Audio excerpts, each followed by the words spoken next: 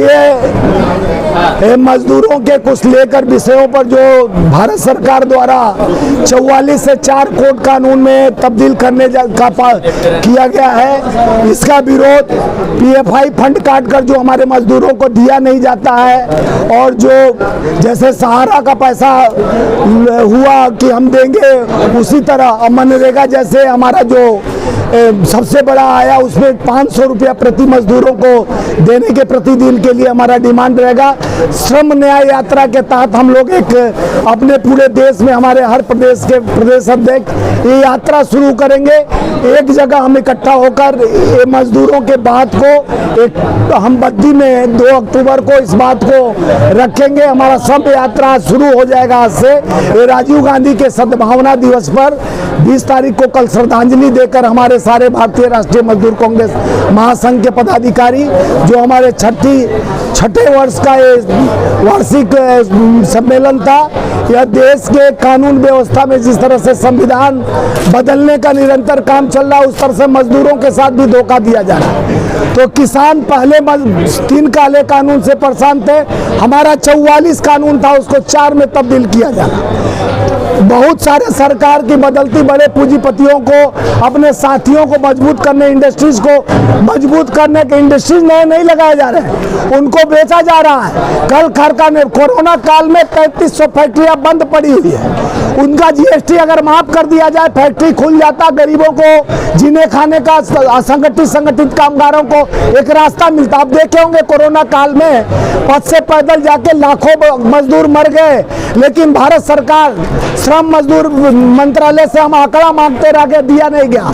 10,000 नगद खाते में डालने की बात कहे, उनके सहायता के लिए नहीं दिया गया। सरकार झूठी राशन और गरीबी हटाओ की बात करती है, लेकिन मजदूर को हमेशा मजबूर करती है।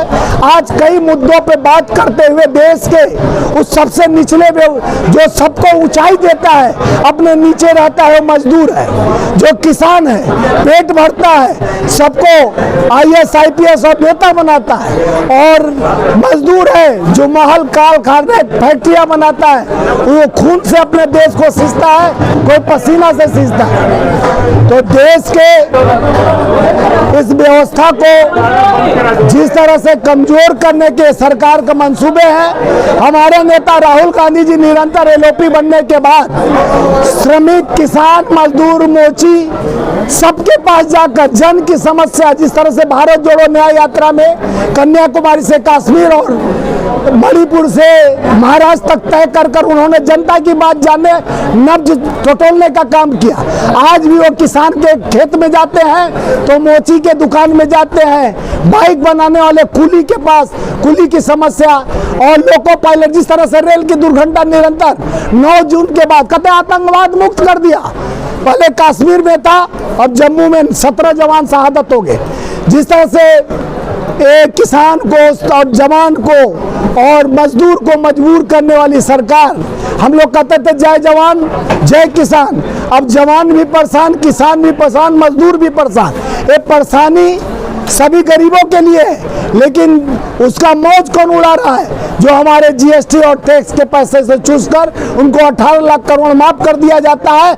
आप अगर मजदूर की आवाज उठाते हो, किसान की आवाज उठाते हो, ईडी, इनकम टैक्स, सीबीआई आपके पास आ जाती है, आपकी आवाज को कुचलने के काम किया जाता है। आज कई मुद्दों पर हमारे तमाम राष्ट्रीय वरिष्ठ महासचिव हौसला प्रसाद जी और गांधी जी, प्रमोद गांधी जी, और हमारा एडमिन सन हेड है जो legal cell head Jitendra Bharti ji, कई मुद्दे पर हम लोग फैसला किए कि मजदूरों को आखिर किस तरह से हक हर प्रदेश में दिलाया जाए, चाहे अपनी सरकार हो, चाहे विपक्ष की सरकार हो, चाहे एनडीए गवर्नमेंट की सरकार, इंडिया गठबंधन की सरकार हो, सबसे मजदूरों की मांग की जाएगी।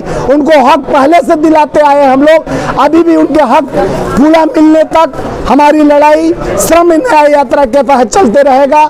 हम हर जज्बातों के साथ, उम्मीद के साथ, सरकार के जिस तरह से इरादे देश के आम किसान के लिए जिस तरह से मजदूर को मजबूर किया जा रहा है, अब वो मजबूर नहीं होगा, क्योंकि हमारे साथ हमारा फौज खड़ा होकर लड़ेगा और जनता, आम आप लोगों का तक आवाज उठाने का हम काम करेंगे। देखिए, आज भी SC ST का प्रोटेक्शन था जो माननीय सुप्रीम कोर्ट ने आरक्षण के उस मुद्दे को लाया था, जिस तरह से पिछड़े वर्ग का कोटा था उसी तरह का इसको भी निर्धारित की, बड़े पूंजीपति हो जाने के बाद उनका आरक्षण, तो उसका विरोध में आज था। और राहुल गांधी जी ने जिस आरक्षण की बात कहा कि देश के जो हिस्सेदारी उनकी भागीदारी मिलनी चाहिए, तो पहले सबसे बड़ी जनगणना होना जरूरी है कि आपका हिस्सा, मेरा हिस्सा और देश का कितना हिस्सेदारी है उसमें भागीदारी। जब वो पार्लियामेंट में कहे कि हमको जितना गाली देना है दे लो, लेकिन मैं जाति जनगणना करा के रहूंगा, ये हमारे नेता का कहना है। तो जाति पूछते हैं ना यार, कहाँ का बात कहाँ ले आए? ये बताइए, हरियाणा में चुनाव है, आप कह रहे हैं कि मजदूरों की बात कर रहे हैं, तो सरकार अगर बना रही बीजेपी के, तो वहाँ कैसे मजदूरों को आप संगठित करेंगे? देखिए, हमारे मजदूर वहाँ संगठित है, किसान भी संगठित है, वहाँ बलात्कारी खुलेआम घूमता है उस सरकार में। अब राम रहीम को देखे हो, पेरोल पे पेरोल सरकार देती है अपनी सरकार लाने के लिए। हम बलात्कारियों के साथ नहीं है, हम किसान के साथ है, मजदूर के साथ।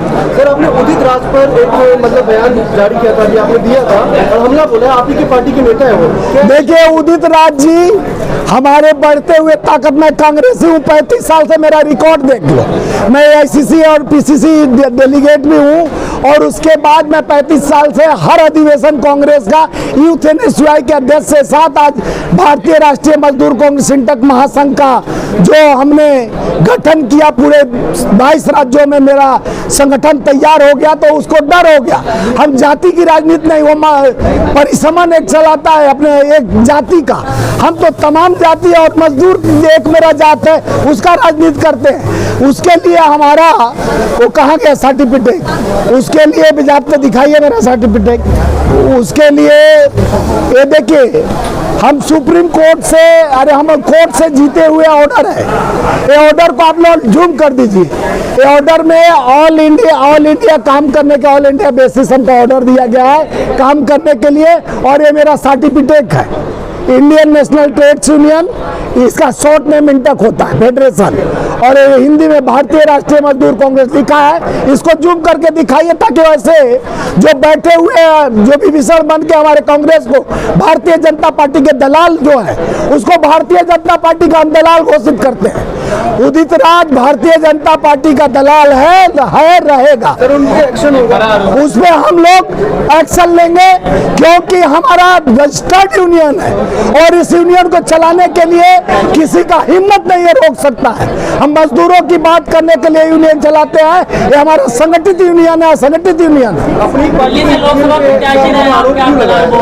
इसलिए लगा रहे हैं कि उनकी दुकानदारी खिसती हुई जमीन हो, मजदूर की बात नहीं करते हैं। मजदूर के न तो पढ़ लिख के वो बताइए एक ऑफिसर थे, सुनिए पहले, वो एक ऑफिसर थे, इनकम टैक्स ऑफिसर थे, और मजदूर का मजबूरी क्या जानेंगे? वो तो तानाशाही और व्यवस्था में रहे हैं, वो तो हर मजदूरों से जूता से लेके पानी ढोने का काम किए, वो मजदूर का काम क्या कर सकते? भरोसा जताया जब तो टिकट दिया दिल्ली ने, तो टिकट दिया तो हल क्या हुआ? क्योंकि ऐसी पार्टी विरोधी काम जो करेगा तो हल होगा। अब मुद्दे की बात करिए, देखिए आज मजदूरों की बात, मजदूरों पर जिस तरह से निरंतर हो रहा है, यह नहीं होनी चाहिए। मजदूरों के लिए स्पेशल पैकेज आरक्षण होना चाहिए, मजदूरों को हर चीज में भागीदारी होना चाहिए, उनका मानक दाम तय होना चाहिए, उनको 8 घंटा के जगह पर 12 घंटा काम करा के वो जो पैसा देने का काम किया जा रहा है, ये बंद होना चाहिए। मौजूदा सरकार डिजिटल के माध्यम से आरक्षण खत्म कर लिया, आरक्षण की बात करने लगा था। देखिए, मौजूदा सरकार जो खत्म कर रही है उसी के लिए लड़ने के लिए हम लोग बैठे हैं। मौजूदा सरकार का काम है कि देश को खत्म करना, हमारा काम है देश के लिए लड़ना। इसलिए श्रम न्याय यात्रा हम शुरू करने जा रहे हैं। इस यात्रा से मजदूरों को ताकत मिलेगी, उनकी आवाज सरकार तक पहुंचाई जाएगी, और उनके लिए विकास का एक मार्ग खोला जाएगा। युवाओं को नौकरी, श्रमिक के बेटा नौकरशाही बनेगा, किसान का बेटा नौकरशाही बनेगा। वो लोग चाहते हैं कि गरीब किसान का बेटा को फोकट का 5 किलो राशन में फंसाए रहो, अपने बड़े पूंजीपति का हाथ मिलाए रहो।